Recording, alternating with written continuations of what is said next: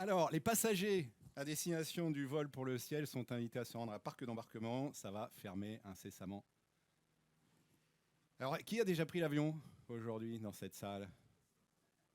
Vous êtes nombreux, hein. J'en ai vu qui ont déjà pris, qui n'ont pas levé la main, hein. Vous êtes repérés. Alors, de quoi est-ce qu'on a besoin pour prendre l'avion?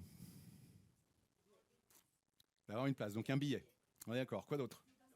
Une pièce d'identité. J'ai mon passeport. Il est tout neuf, il est tout frais, j'ai le droit de voyager. Qu'est-ce qu'il faut que je fasse d'autre? Pardon? Alors la valise, alors regarde, on peut voyager sans valise. On peut. Mais qu'est-ce qu'il faut que je fasse? Alors il faut aller à l'aéroport, effectivement, dans les délais, il faut s'enregistrer, il faut passer à la sécurité, maintenant ça c'est moins cool. Puis là on est enfin, alors ça c'est mon grand, Estelle trouve que je marche toujours trop vite.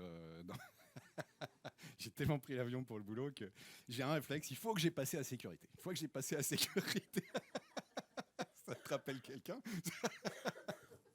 Et une fois que j'ai passé la sécurité, bah là, on peut se poser, on peut aller prendre un café, etc., etc. On est bien, on sait que normalement, il n'y a plus rien qui peut nous d'empêcher de prendre notre vol.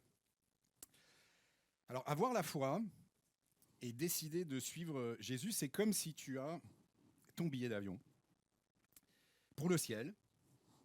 Regardez ce beau billet d'avion pour le ciel. Merci ChatGPT. Tu as ton, et ça c'est assez extraordinaire, tu as ton passeport. Et c'est pas seulement un passeport avec un visa, c'est un passeport de citoyen du ciel. Donc il n'y a aucun problème, tu peux voyager et donc prendre ce vol. Donc tu as passé la sécurité et là quelque part, tu es prêt. Tu es prêt à prendre l'avion en route vers le ciel. Alors il y a une chose, tu ne sais pas à quelle heure ton vol à toi va partir. On a chacun notre vol et voilà, on a une inconnue, on ne sait pas quand notre vie va s'arrêter, donc quand est-ce que nous allons prendre notre vol pour le ciel. Et la Bible donc nous dit en effet que la foi en Jésus sauve. La foi en Jésus a pour conséquence la vie éternelle auprès de Dieu. Et on l'a chanté, et merci Xavier pour le choix des chants qui était, de mon point de vue, parfait. Et on l'a chanté, c'est extraordinaire. Mais cette même foi, malheureusement, et c'est tellement dur à dire, va de pair avec la conviction que ceux qui ne s'attachent pas à Jésus sont destinés à la mort, à l'enfer. Et c'est écrit noir sur blanc et on ne peut pas faire l'impasse là-dessus. Alors, quelque part, donc, ça veut dire que tu as ton billet ou pas, avec ton passeport. Et on a les deux en même temps. Le jour où on te donne ton passeport, on te donne ton billet. Alors, la très très bonne nouvelle dans tout ça, c'est que tout le monde peut avoir son billet. Et c'est 1 Timothée 2,3, entre autres, qui nous dit « Cela est bon et agréable devant Dieu, notre Sauveur, qui veut que tous les hommes soient sauvés et parviennent à la connaissance de la vérité. » Donc, Dieu est juste. Ça, c'est une des certitudes que l'on peut avoir. Et chacun, donc si tu n'as pas encore la conviction d'avoir pris ton billet aujourd'hui, tu peux encore prendre ton billet. Et je me permets de dire attention, tu ne sais pas quand ton vol est prévu. Et une fois que le vol est parti, il est parti. Alors ce matin, nous allons lire donc Hébreux chapitre 2, versets 1 à 4. Et le thème, le titre de ce message, c'est « Il est vital de s'attacher au message de Jésus ». Il est vital non seulement d'avoir passé la sécurité avec son billet et son passeport, mais une fois que je suis dans ce hall, ce terminal, qui porte bien son nom quelque part, hein, je dois attendre avec vigilance l'appel pour prendre mon vol, quelque part de peur de ne pas rater l'appel à embarquer. Et ça a failli m'arriver une fois et je vous le raconterai un petit peu plus tard. Alors, je vous invite à lire avec moi les versets 1 à 4 du chapitre 2 d'Hébreux. Et on va méditer en particulier, on va vraiment focaliser sur le premier verset. Et j'espère qu'à l'issue de ce message, vous aurez mémorisé ce premier verset. Et on va vraiment s'arrêter pas à pas sur ce verset. Alors ce passage nous dit, c'est pourquoi. Donc là, merci Xavier, tu nous as réintroduit dans le contexte où on a vu Jésus, ce Jésus qui est le dernier à avoir parlé. Après avoir parlé par les prophètes à nos ancêtres, dans ces temps qui sont les derniers, Dieu a parlé par son Fils. Donc c'est pourquoi nous devons d'autant plus nous attacher au message que nous avons entendu de peur d'être entraînés à notre perte. Donc on va y revenir. Les conséquences sont gigantesques. En effet, puisque la parole annoncée par l'intermédiaire des anges a été confirmée et que toute transgression et toute désobéissance ont reçu une juste sanction, comment échapperons-nous si nous négligeons un si grand salut ? Ce salut, annoncé d'abord par le Seigneur, nous a été confirmé par ceux qui l'ont entendu, les apôtres, les disciples, ceux qui l'ont suivi. Dieu a appuyé leur témoignage par des signes, des prodiges et divers miracles, ainsi que par les dons du Saint-Esprit distribués conformément à sa volonté. Voilà, donc on a un passage court ce matin, mais un passage dense et qui nous appelle à prendre position. Et peut-être, pour répondre à ta question, Xavier, quand tu as prié en disant laisse que nous sachions nous laisser déranger, il est possible que ce message nous dérange ce matin. Voilà, donc il est vital de s'attacher au message de Jésus. C'est vraiment ce que nous dit ce passage. Et donc voilà, on va focaliser tout particulièrement sur le premier verset. C'est pourquoi nous devons d'autant plus nous attacher au message que nous avons entendu, de peur d'être entraînés à notre perte. C'est pourquoi. Donc, comme au premier verset du premier chapitre, donc, Dieu nous dit « J'ai parlé à mon peuple autrefois, par les prophètes. Et en ces temps qui sont les derniers, j'ai parlé par mon Fils. » Donc ça, vous l'aurez entendu au moins 3 fois ce matin. Le messager, vraiment, pourquoi est-ce qu'on doit s'attacher à ce message qui est apporté par ce messager ? Parce que ce messager est incroyable et c'est ce que nous a montré le premier chapitre. On l'avait vu, donc je vous remets ce slide. Alors du coup, ça fait 2 fois que vous le voyez, c'est la 3e fois. Donc ce fils, Jésus, ce messager nous est présenté avec ses caractéristiques. Il est fils, il a la royauté, il a la suprématie, il a une grandeur inégalée, il est divin, il est Dieu, il sauve, il effectue la purification de nos péchés, Xavier nous l'a relu, et devant toutes ces caractéristiques du Fils, nous devons prendre en considération qui est ce messager, et le message lui-même est complet, définitif et vital. Il n'y a pas à en rajouter, et on nous invite dans la parole à ne pas rajouter un iota, une lettre, à ce qui a été écrit. Alors comme ce messager est incroyable et que ce message est complet, définitif et vital, c'est pourquoi. C'est pourquoi nous devons, et c'est le last call quand on est dans le terminal de l'aéroport, dernier appel pour les passagers 2, on est dans cette logique de, c'est pas il faut, j'ai une obligation morale à. Il est nécessaire de. Si je veux prendre ce vol, il est nécessaire que je me présente à la porte d'embarquement. Et si je reste dans le terminal à acheter dans le duty free et qu'on m'appelle et que je viens pas et que le vol est parti, le vol est parti. Donc le nous devons, c'est quelque part une nécessité.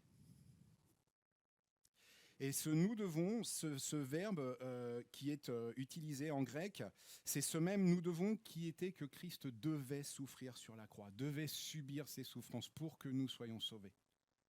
Et de la même façon, si nous voulons être sauvés, nous devons nous attacher au message et on va y revenir. Donc voilà, c'est vraiment moins une obligation personnelle qu'une nécessité dans la nature des choses. Si je ne nage pas, personnellement, je coule. Je suis incapable de faire la planche. Certains sont capables de faire la planche. Si je ne nage pas, si je ne bouge pas, je coule. Si tu fais du vélo sans pédaler, il se passe quoi ? Tu tombes. Si tu vas prendre l'avion, tu dois avoir passé la sécurité avec ton billet, ton passeport, et tu dois te présenter à la porte d'embarquement avant que l'avion n'ait fermé ses portes. Quand c'est trop tard, c'est trop tard. Alors peut-être que tu n'as pas ton billet encore aujourd'hui, et que du coup, par la force des choses, tu n'as pas encore passé la sécurité, tu n'es pas encore dans le terminal. Alors ce matin, je t'invite vraiment à entendre cet appel Un peu violent peut-être, mais ce billet t'est proposé gratuitement. Par contre, si tu ne fais rien, ton vol, tu ne pourras pas le prendre. Et peut-être qu'aujourd'hui, tu te considères comme chrétien et que tu es comme quelqu'un qui a passé donc tous ces contrôles de sécurité, ton billet a été contrôlé, tu es dans le hall, mais tu es peu concentré. Et mon histoire à moi, j'étais à l'époque où j'étais jeune et que je travaillais à Singapour. J'étais, je crois, à l'aéroport de Bangkok un dimanche après-midi et j'appelle à la maison mes parents.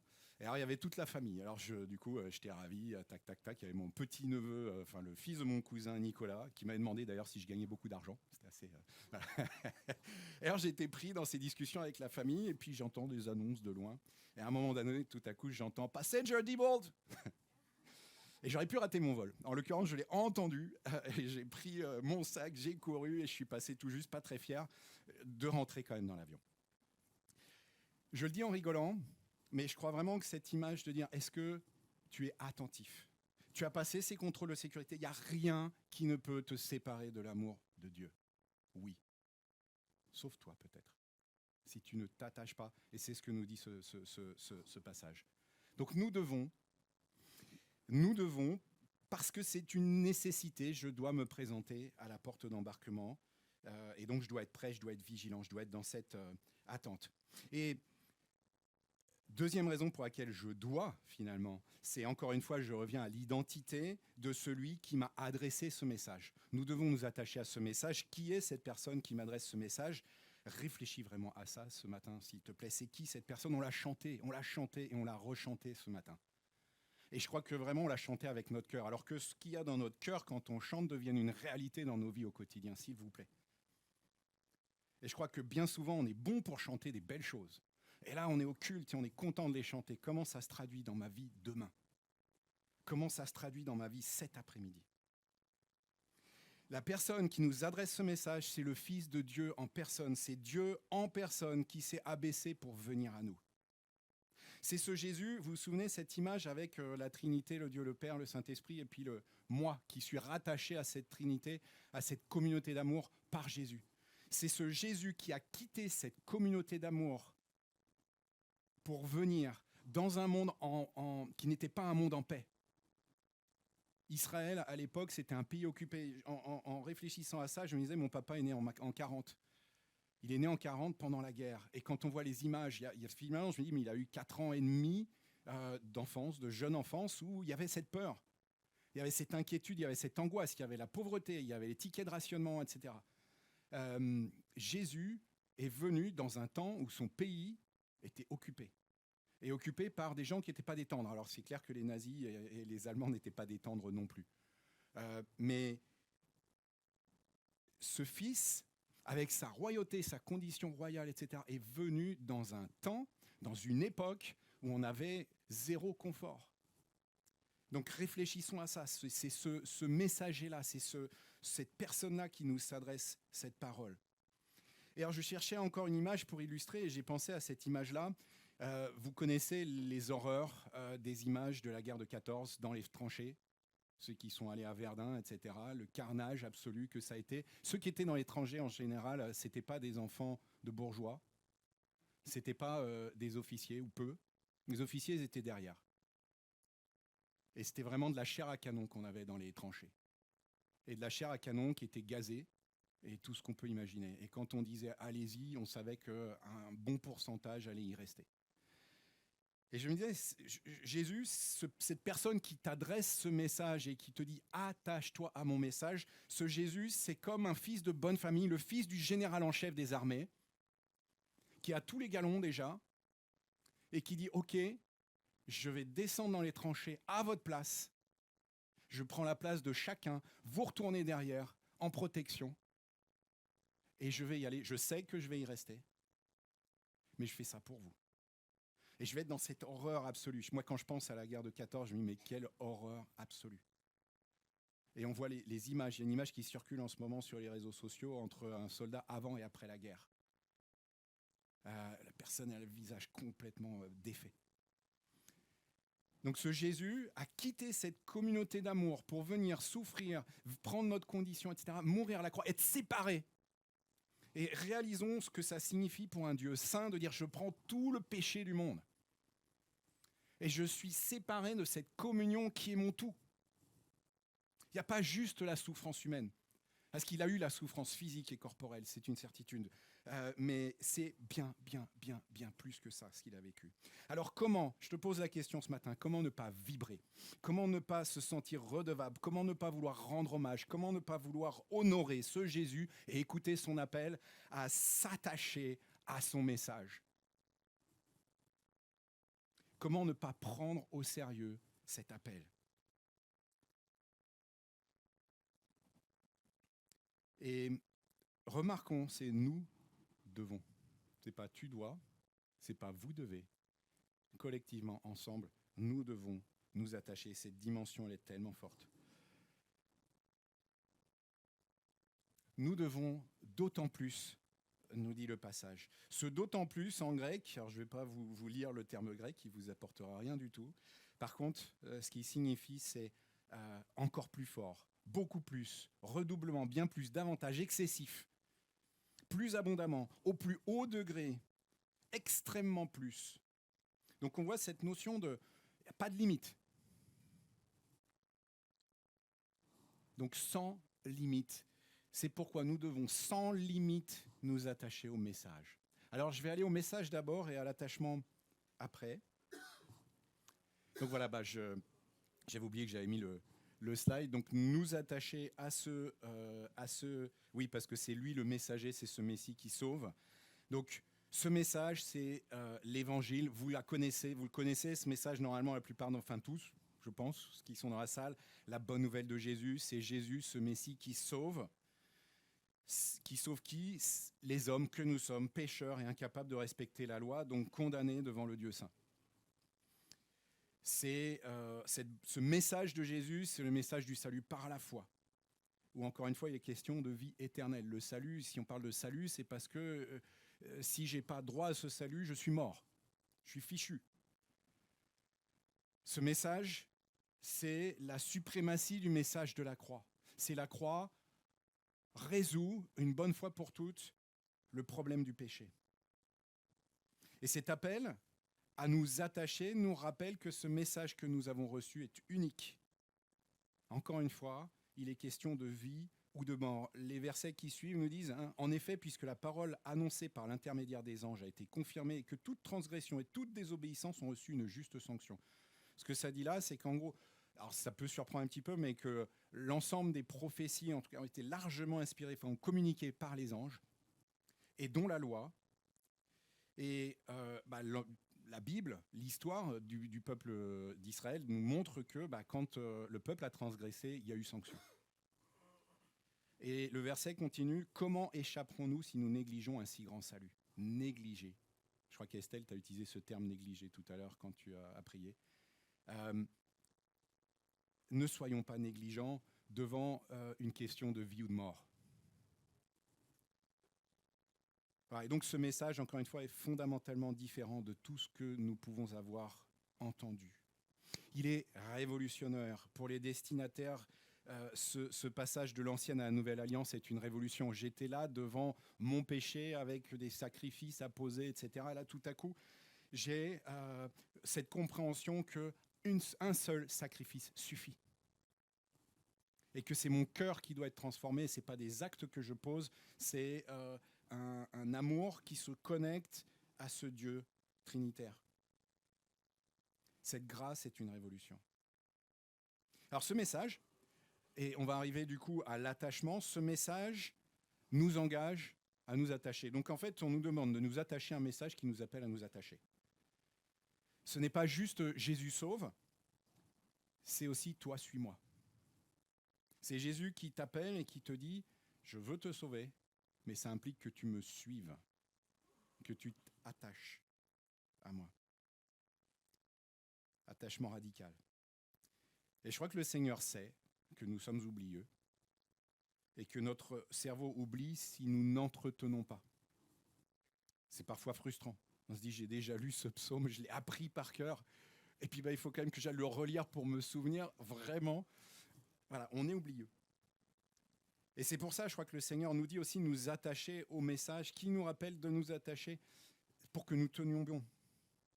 Et par contre, si tu ne fais pas l'effort, petit à petit, ce message se dissout.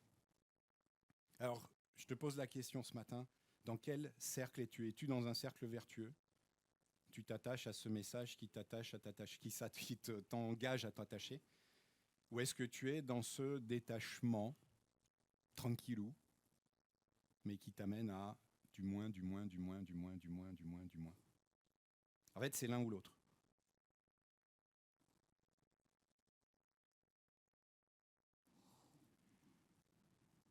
Alors c'est pourquoi nous devons d'autant plus nous attacher. Alors ce terme attaché, proseko en grec, a deux significations très très proches. La première, très logique par rapport à cette traduction, fixer son esprit, être attentif à une personne, à une chose, prendre soin, consacrer sa pensée et son effort. Ok, je pense que... Alors déjà, si on se dit je veux faire ça, puis il y a une autre image, il y a une autre signification qui va nous emmener dans une image qui est très forte, c'est apporter, amener vers, comme un navire qu'on apporte à la terre. Mon navire là qui est dans l'eau, sur l'eau, n'est pas encore en sécurité. Mon navire, une fois qu'il est arrimé au port, fortement, ce navire est attaché. Et donc, vous voyez, cette image, elle parle, je pense, ça nous engage, nous, notre bateau, notre navire, notre vie, à venir l'attacher au port, fortement. Alors, je reviens sur l'image de l'aéroport. Tu as ton billet, tu as passé la sécurité, tu as ton visa, ton passeport. Est-ce que tu restes vigilant pour ne pas rater l'appel? Et alors, question, je nous appelle à nous auto-évaluer ce matin. Est-ce que tu fais l'effort de t'attacher à ce message? Alors, je ne vous demande pas de me répondre, mais vraiment de s'examiner et de dire pas du tout. Bof, assez peu finalement, moyennement, où je fais le max.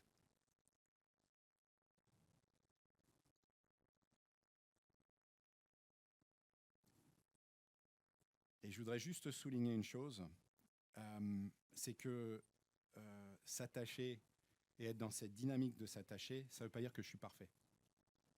Ça ne veut pas dire que je réussis tout, ça ne veut pas dire que je ne pêche pas. Mais encore une fois, ça veut dire que je m'attelle à m'attacher. Et que je me détache de ce qui me retient et de ce qui m'empêche de m'attacher. Alors ma prière vraiment ce matin, c'est qu'on soit tous dans ce « je fais le max », tout en étant conscient, encore une fois, que ça ne veut pas dire que je suis, entre guillemets, un saint, comme on dit, pour dire « ah, il est parfait ». Je suis un saint parce que je veux être à part. Je veux que le Seigneur me sorte et que je sois effectivement quelqu'un qui est dans le monde, mais qui n'est pas du monde. Alors, on va avoir un petit temps d'échange tout à l'heure, où je vais vous poser cette question: comment fais-tu l'effort de rester attaché à ce message? Qu'est-ce que tu mets en œuvre ou pas? Qu'est-ce que tu devrais mettre en œuvre? De quoi faut-il que tu te détaches? Et je reviens sur la prière tout à l'heure d'Estelle. J'avais cette image tout à l'heure de quelqu'un qui a, pour survivre, qui a besoin de s'arrimer avec ses deux mains et ses deux pieds sur quelque chose de solide. Et en fait, il y a une main qui ne veut pas lâcher. Et du coup, il est comme ça, je veux prendre ça c'est mon outil de salut, mais finalement, je ne veux pas lâcher ça. Ça m'est encore trop précieux. Et vous savez, je n'avais pas pensé à cette image aussi, vous savez, d'un enfant à qui on dit: tiens, t'as des bonbons dans le bocal, mais en fait, je ne peux pas ressortir la main tant que je tiens le bonbon. Et voilà, est-ce que tu as encore la main prise dans le bocal alors que tu as des choses extraordinaires qui t'attendent dans le Seigneur? Ça veut dire que oui, il y a un sacrifice à faire. Il faut lâcher ce bonbon qu'on a dans le bocal. Donc, qu'est-ce que tu mets en œuvre aujourd'hui ou pas? pour t'attacher. Alors j'ai du mal à ne pas penser à Jean 15 quand on parle de l'attachement. Jean 15, où on parle, c'est Jésus qui dit « Je suis le cep, vous êtes les sarments ». Et Jean 15, 7 qui nous dit « Si vous demeurez en moi et que mes paroles demeurent en vous, que mon message demeure en vous, demandez ce que vous voudrez, cela vous sera accordé. » Vous voyez la puissance aussi de cet appel, de ce message. Et Jean 15 dit « Si vous gardez mes commandements, donc mes paroles, vous demeurerez dans mon amour, de même que j'ai gardé les commandements de mon Père et que je demeure dans son amour. » Donc il y a vraiment de la bénédiction et de la bénédiction et de la bénédiction avec ce message. Nous attacher au message que nous avons entendu. Ce message de vie. Ce message qui a été proclamé par certains et par beaucoup au péril de leur vie et qui est arrivé jusqu'à nous. Et pensons aussi à toutes ces personnes qui ont payé de leur vie, à commencer par les apôtres. Ils sont a priori tous morts de mort violente, sauf Jean. Et toutes ces personnes qui ont tenu bon pour leur foi, les martyrs de droite et de gauche, qui ont permis que nous entendions ce message aujourd'hui. Et le Seigneur nous dit, le Seigneur te dit, aujourd'hui, si vous entendez sa voix, n'endurcissez pas vos cœurs. C'est dit 3 fois dans Hébreu. Hébreu 3.7, Hébreu 3.15, Hébreu 4.7. Et ça reprend le psaume 95 qui nous dit « Venez, prosternons-nous et humilions-nous, fléchissons le genou devant l'Éternel, notre Créateur. Car il est notre Dieu et nous sommes le peuple de son pâturage, le troupeau que sa main conduit. Oh, si vous pouviez écouter aujourd'hui sa voix, n'endurcissez pas votre cœur comme à Mériba, comme à la journée de Massa dans le désert. » Mon frère, ma sœur, n'endurcis pas ton cœur ce matin si tu sens que le Seigneur t'appelle à changer quelque chose. N'endurcis pas ton cœur, s'il te plaît. Il y a un enjeu qui est vital. Il y a cet avion, tu vas être appelé à un moment ou à un autre, ça peut être tout à l'heure, on ne sait pas, mais ce vol est à prendre. Et une fois que le vol est parti, il est trop tard. Et justement, de peur d'être entraîné à notre perte, donc c'est pas, je n'invente pas, ce passage nous dit que l'enjeu est capital et ne peut pas être pris à la légère. C'est l'éternité avec Jésus, auprès du Père ou pas. Et le moment décisif, c'est le moment de mon décès. En grec, le de peur d'être entraîné à notre perte, c'est de peur que nous coulions à côté. De peur que nous coulions à côté. On voit encore les mâts. Alors le bateau était probablement pas assez arrimé. J'ai pas trouvé l'image absolument parfaite. J'aurais aimé que le bateau soit un peu plus loin du port. Si on reprend la signification de l'attachement, l'attachement c'est je veux tout faire pour que mon bateau, ma vie soit arrimé à ce quai qui m'apporte toute la sécurité. Et les conséquences si je ne le fais pas, c'est de peur que je coule à côté. Ce serait tellement ballot, pour ne pas dire tellement débile, et je resterai poli. Mais il y a des moments où la réalité de ce dont on parle nécessiterait des mots un peu violents. De dire j'ai fait plein de choses, je suis allé au culte, j'ai fait ci, j'ai fait ça, j'ai fait ça. Et en fait, j'ai laissé des choses pourrir. J'ai pas fait ce job de chercher à m'attacher, à m'attacher, à m'attacher, à m'attacher, à m'attacher encore. Et au moment de l'appel final, finalement, j'étais pas à quai. Alors encore une fois, j'insiste là-dessus pour que vous ne repartiez pas avec une angoisse de dire est-ce que je fais assez de bonnes choses ? Est-ce que je suis assez parfait ? C'est pas une question de perfection, c'est une question de s'attacher. Est-ce que je m'attache au message, donc au messager ? Alors, notre Dieu est un Dieu de grâce et il nous dit dans sa parole qu'il attend encore pour que le plus grand nombre puisse monter dans l'avion.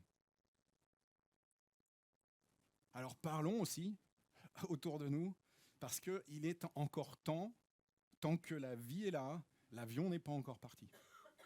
Donc allons, proclamons autour de nous, aimons-nous les uns les autres, soyons vigilants les uns pour les autres, sans faire l'inquisition, bien sûr, mais voilà, le Seigneur euh, attend, il fait grâce, mais à un moment donné, va s'afficher Departed. C'est parti, l'avion a décollé. Donc soyons prêts. Je crois que c'était voilà pour ce dernier appel. Alors je vous invite à prendre, si vous voulez bien, je pense que c'est précieux d'échanger sur ce type vraiment de questions. Et donc je vous invite à vous mettre en petits groupes, 5, 2, 3, comme vous l'entendez. Et vraiment de réfléchir, de partager. Comment est-ce que tu fais l'effort pour rester attaché au message de Jésus? Et c'est pas pour dire, regardez comme je suis bon, c'est vraiment pour vraiment s'encourager, s'exhorter les uns les autres. Moi, je suis pas parfait. Encore une fois, je suis pas parfait. Mais tiens, voilà ce que je fais. Voilà ce que je devrais faire aussi. Je suis conscient que là, je ne fais pas ce à quoi je suis appelé à faire. Et soyons vigilants aussi sur le faire. Ne nous trompons pas. Hein, on n'est pas en train de dire il faut que j'ai lu pendant 25 minutes ma Bible, etc. C'est quel cœur, avec quel cœur est-ce que je fais les choses? Qu'est-ce que je fais réellement? Qu'est-ce que je fais dans ma vie de tous les jours pour être attaché à Estelle? Qu'est-ce que j'entretiens? Comment c'est pas juste tiens allez je suis sympa, je lui ai fait son repassage machin et puis ça arrive des fois, rarement mais ça arrive. Mais voilà mais par contre c'est clair que l'attachement nécessite aussi encore une fois une discipline et de poser des choses. Mais comment est-ce que je fais pour être attaché émotionnellement, intimement avec mon Dieu? Voilà, je vous invite à prendre allez, on dépasse un petit peu, à prendre 8 minutes. Donc voilà, retournez-vous, faites comme vous l'entendez. Et puis, si quelqu'un a besoin de prière, donc n'hésitez pas à prendre le temps de prier ensemble, continuez si vous êtes libre, que les horaires ne vous retiennent pas de trop, à prier les uns pour les autres. Et n'hésitez pas à venir me voir, venir voir Xavier, venir voir Bob, venir voir Véro, Estelle, Agénor, l'un ou l'autre, en disant là j'ai un vrai sujet, j'arrive pas à m'en détacher pour m'attacher. Est-ce qu'on peut prier ensemble? Ok? 8 minutes.